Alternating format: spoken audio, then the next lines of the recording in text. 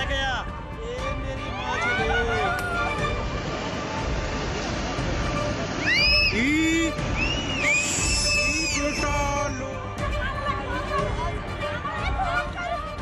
मामा चलेगा सेफ जगह।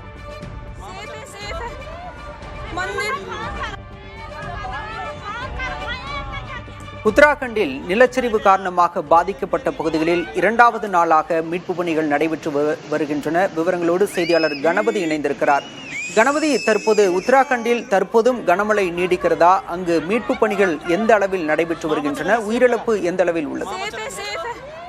நேற்று இரவிலே மீட்பு பணிகள் தொய்வடைந்தன. இதற்கு காரணம் இருட்டு சமயத்திலே வெளிச்சம் இல்லாமல் அந்த பகுதியிலே ஆங்காங்கு நிலச்சரிவுகள், மண் சரிவுகள் ஏற்பட்டு வரும் நிலையிலே மீட்பு பணிகளை தொடர்வது கடினமாக இருந்தது.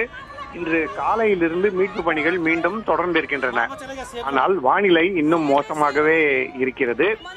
ஹெலிகாப்டர்களை ராணுவத்தினரால் பயன்படுத்த முடியவில்லை என்கிற சூழ்நிலையால் நடந்தே சென்று ராணுவத்தைச் சேர்ந்த வீரர்கள், ஐடிபிபி வீரர்கள் மற்றும் எஸ்டிஆர்எஃப், என்டிஆர்எஃப் வீரர்கள் ஆகியோர் பல இடங்களுக்கு சாலைகள் செல்ல முடியாததால் நடந்தே சென்று அங்கிருந்து மீட்பு பணிகளில் ஈடுபட்டுக் கொண்டிருக்கிறார்கள்.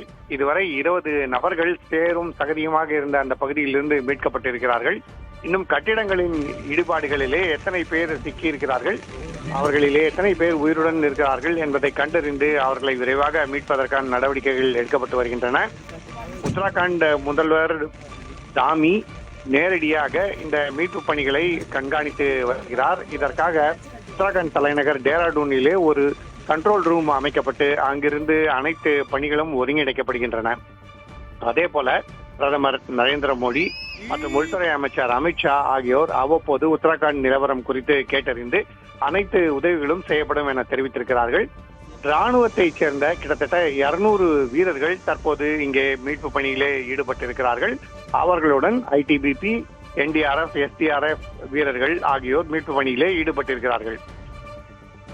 தராலி கிராமத்திலே இத்தகைய பெரும் பேரிடர் பாதிப்பு ஏற்பட்ட சிறிது நேரத்திலேயே உத்தரகாசி பகுதியில் உள்ள ராணுவ முகாம் ஒன்றும் நிலச்சரிவால், அதாவது அந்த பகுதியிலே மண் சரிந்ததால் பாதிக்கப்பட்டது. மண் சரிந்து அந்த பகுதி முழுவதும் சேரும் சகதியுமாக ஆகி அந்த ராணுவ முகாமே தற்போது பயன்படுத்த முடியாத அளவுக்கு மாறியிருக்கிறது. ஆகவே ராணுவ வீரர்களும் பலர் காணவில்லை எனவும் கிட்டத்தட்ட 11 நபர்களை தேடி வருவதாகவும் ராணுவத்தினர் தெரிவித்திருக்கின்றனர். ஆனால் ராணுவ முகாம் அருகில் இருந்ததால் ராணுவ வீரர்கள் விரைவாக சென்று மீட்பு பணிகளிலே ஈடுபடுவதற்கு நல்வாய்ப்பாக அமைந்திருக்கிறது. அதே போலவே இன்றும் மழை தொடரும் என இந்திய வானிலை மையம் எச்சரிக்கை விடுத்திருக்கிறது. பல இடங்களிலே சாலைகள் பாதிக்கப்பட்டுள்ளன, மண் சரிவுகள் ஏற்பட்டுக் கொண்டிருக்கின்றன. ஆகவே மிகவும் கவனத்துடன் அந்த பகுதியிலே மீட்பு பணிகளில் ஈடுபடும்படி வீரர்களுக்கு அறிவுரை வழங்கப்பட்டுள்ளது. மேலும் பொதுமக்கள் யாரும் அந்த பகுதியிலே பயணம் செய்ய வேண்டாம் எனவும், அத்தியாவசியமான தேவை இருந்தால் தவிர வீட்டை விட்டு வெளியே வர வேண்டாம் எனவும் தெரிவிக்கப்பட்டிருக்கிறது. இத்தகைய கடினமான சூழ்நிலையிலே, மிகவும் சிக்கலான சூழலில் தான் தற்போது மீட்பு பணிகள் நடைபெற்றுக் கொண்டிருக்கின்றன.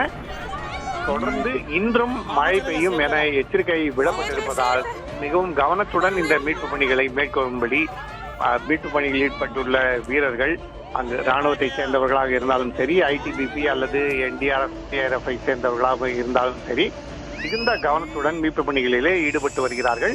ஆகவே முழு தாக்கம் என்ன என்பது இன்று மீட்பு பணியில் தொடரத்தான் தெரிய வரும். தங்களுடைய விரிவான தகவல்களுக்கு நன்றி கணபதி. अरे बह गया, ये मेरी मछली।